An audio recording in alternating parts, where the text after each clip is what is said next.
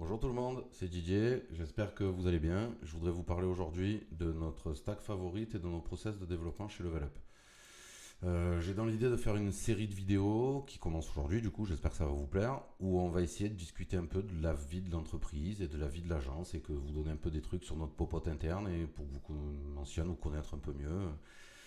On va faire des retours d'expérience sur notre vie d'entrepreneur, sur ce qui se passe avec les clients, sur ce qui se passe sur nos projets, mais surtout sur le savoir-faire qu'on a acquis avec les années d'expérience qu'on a maintenant, puisque je n'ai plus 20 ans et ça fait un moment que je fais ça, donc je commence à connaître un peu mon bordel et je me dis que ça peut servir à des gens, que j'en parle un peu plus souvent et un peu plus ouvertement. Alors déjà, qui est Level Up? Level Up, du coup, c'est l'agence web que j'ai lancée il y a quelques années maintenant. C'est une agence web du coup qui est basée à Marseille, qui est composée aujourd'hui d'une équipe de 3 personnes. Donc ces 3 personnes sont Carole Colombier qui s'occupe de tout ce qui est stratégie, donc stratégie marketing, stratégie éditoriale. C'est elle qui définit les plannings de production. Donc en gros c'est elle qui distribue les coups de pied au cul quand on est en retard ou quand on livre des trucs qui ne marchent pas. Étienne qui est du coup développeur, donc c'est lui qui rame toute la journée pour arriver justement à tenir les deadlines de Carole. Et moi, DJ Sampaolo, qui suis CTO, chef d'orchestre. Et on a aussi un petit réseau de freelance qui nous file des coups de main sur des missions ponctuelles.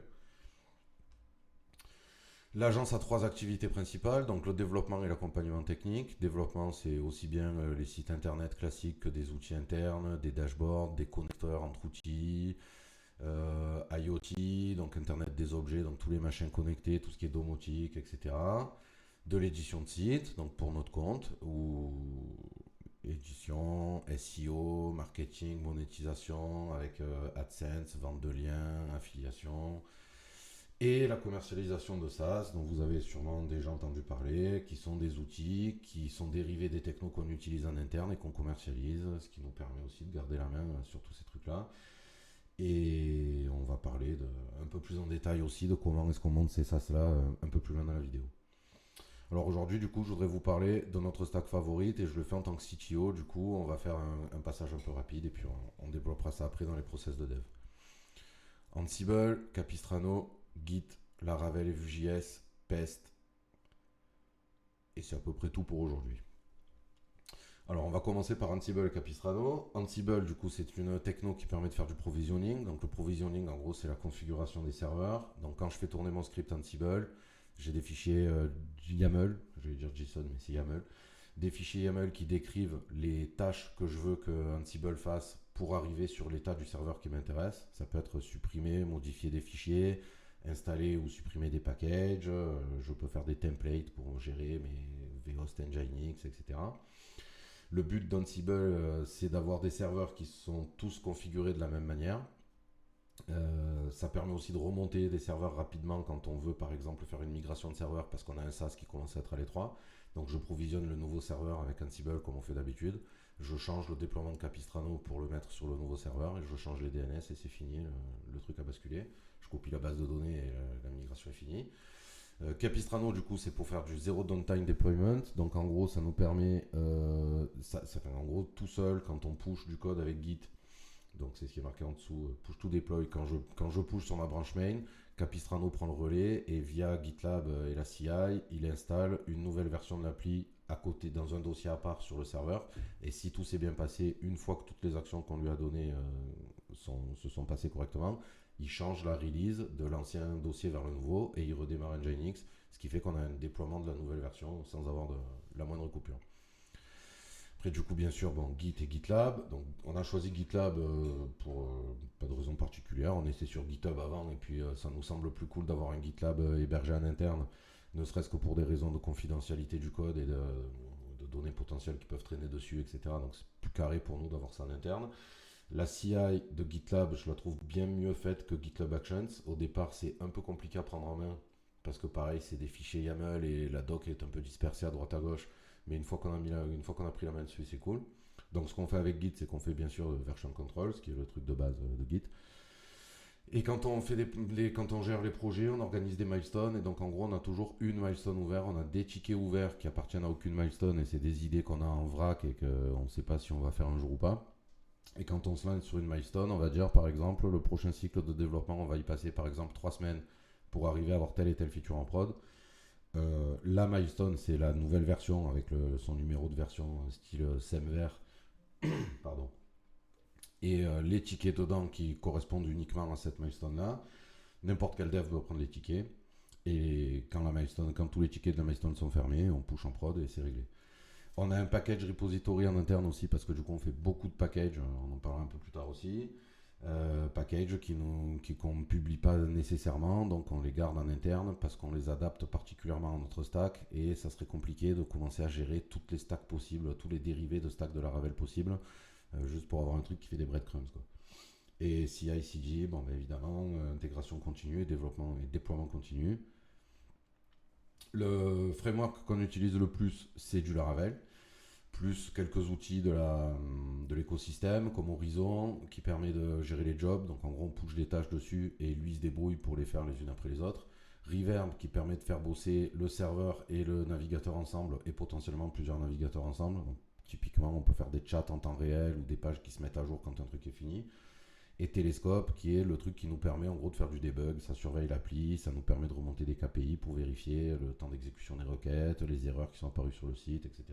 Pour pouvoir réparer ou améliorer les choses, sans qu'on ait forcément besoin d'avoir un retour de l'utilisateur qui ne nous prévient pas forcément quand il a eu un souci. Quand on lance un nouveau projet, on prend le dernier Laravel, donc là par exemple c'est Laravel 11, on le battle test en conditions réelles, on installe nos packages dessus, on fait notre truc et une fois que tout est ok, si tout est ok, on récupère donc on prend nos anciens projets et on les fait monter en version avec Laravel Shift, qui est un truc en gros qui est un service en ligne où vous payez admettons 20 € et il vous fait la mise à jour de Laravel 10 vers Laravel 11. On fait ça uniquement avec nos outils internes puisqu'avec le code des clients on ne se permet pas de le faire puisqu'on est obligé de leur donner un accès à nos repos pour qu'ils puissent les modifier. Et on ne se permet pas de faire ça avec le code des clients, sauf s'ils sont particulièrement funky de ce côté-là. Moi, personnellement, je bosse avec Laravel depuis la version 4, donc depuis 2013, donc ça fait une bonne dizaine d'années.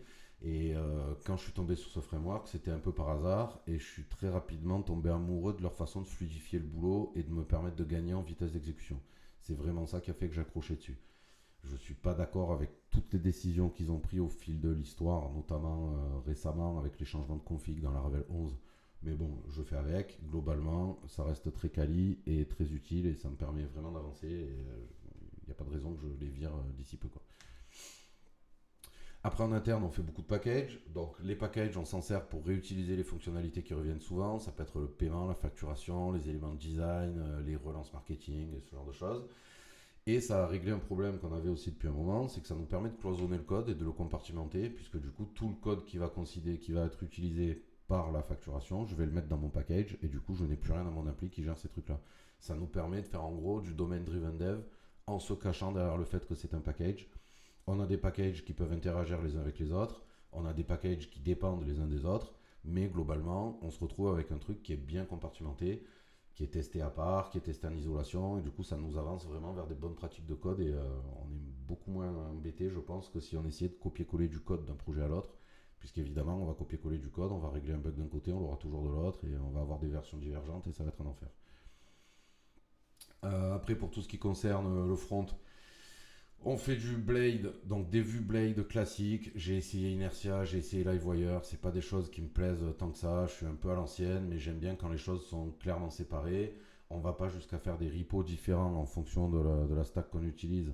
Mais j'ai quand même bien envie que les choses soient claires. Donc on a des vues Blade avec des composants vus quand c'est nécessaire et des composants Blade quand on peut pour faire des petits morceaux réutilisables.